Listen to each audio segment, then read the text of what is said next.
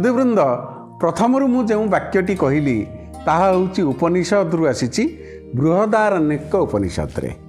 बृहदारण्यक उपनिषद रे कहगला जे मो भितरे थिबा परमात्मा तुम भितरे थिबा परमात्मा को सम्मान जनाउचंती। मु आशा करुच्ची युवपीढ़ी ठारू आरंभ करी वयस्क पर्यंत जो माने यहाँ को देखुथिबे निश्चित अनुभव करि पारुथिबे।